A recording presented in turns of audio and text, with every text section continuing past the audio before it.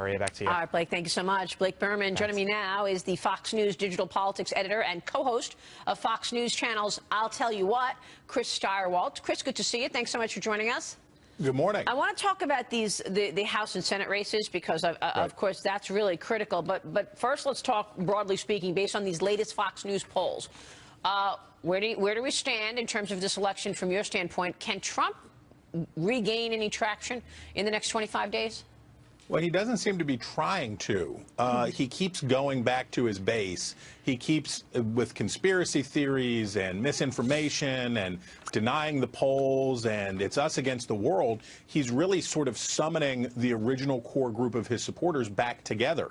It is what he did in the debate, and he continues to do. I don't know how you have with 25 days left to go. I don't know how this represents a viable general election strategy when you see your numbers hemorrhaging with suburban women who hold the key to this election. So one of the things that the markets are focused on are the House and Senate right now, Chris, because the GOP is struggling to unite. Democrats are ramping up their effort to win back the Senate. Let's go through some of the down ballot races. Tell us how you see it. Well, it depends on how much damage Trump really wants to do to the party. Right now, there is significant decoupling between Trump and these candidates. We look in Pennsylvania at Pat Toomey. We look at Marco Rubio in Florida. We look at Kelly Ayotte. We have a new poll out in New Hampshire today. She's outperforming Trump dramatically. So if these candidates can escape the wrath of Trump, we also have the Republicans poised to win a seat in Nevada where Joe Heck, the congressman, has outperformed Trump consistently. So right now, the Republican Party has a good shot to retain the House or the Senate because, remember, the Democrats need 5 seats. If the election were held today, I'd guess that they'd only get about a net 2. So the Republicans are in a good position, but they don't know in sort of this Götterdämmerung phase of the Trump campaign how much damage he really wants to inflict on the party. Hey, Chris, it's Dagen McDowell, and I think... What up? Hey! The name of your show is I Tell You What. I'll tell you what. Chris, but when you say that how much damage Trump can do and the wrath of Trump, what do you mean? Like, what are you worried about in terms of these other candidates? I'm not worried. They're going to do whatever they're going to do. But I can't believe that I have led a good enough life to deserve to cover an election as insane as this. So as far as the Republicans go, look, for Trump, he likes to keep his core group together. He has all of the enemies that he says are opposed to his followers. Those include, he says, international bankers. He says are bleeding the country dry. It includes Hillary Clinton. It, of course, includes the press. But it also includes the Republican leadership. And when he encourages his followers to hurt the Republican Party and punish them for disloyalty, you start to wonder, because, again, here 5 points, 4 points could make a big difference in close Senate races. Right, and then also you have people who are so fed up that they just might not go out and vote at all.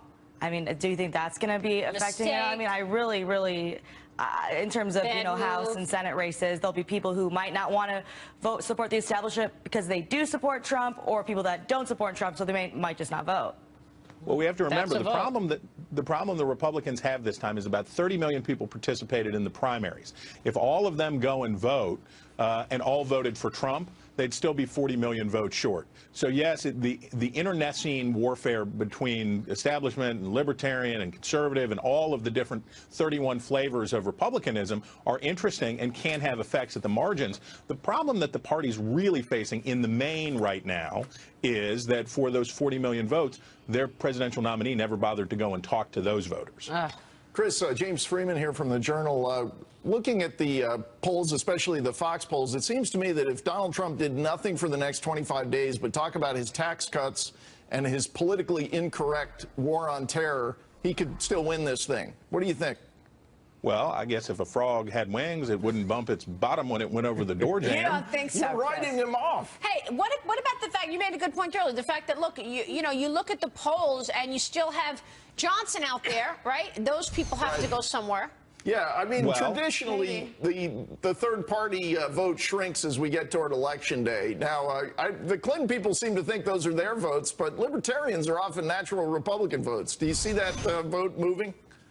Not too. I think we're getting down to sort of the bottom on this. Yes, he'll give back a couple points, but I expect to see Gary Johnson end up with about 5% of the vote. Remember, this is a guy who is in polling in New Mexico almost tied. We see Evan McMullin approaching parity in Utah. Basically, as Republicans, what Republicans want is for their voters to feel, even if they don't want to support Trump, to feel conscientious about going out and voting. They want their likely voter core to go out and vote so that they can return as many people to Congress as they can, so that in the eventuality of a Hillary Clinton presidency, they can block Supreme Court nominations, they can block measures, because if it turns into a rout, then the Republican Party is not only in defeat and disarray, but it doesn't have a path back. But and just to be clear, you don't think that's going to happen. You're not looking for a total sweep.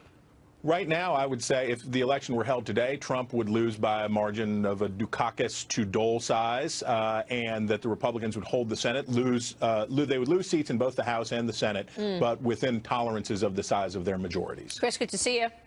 You bet. We'll be watching. Chris Tyrwald. We'll be right back.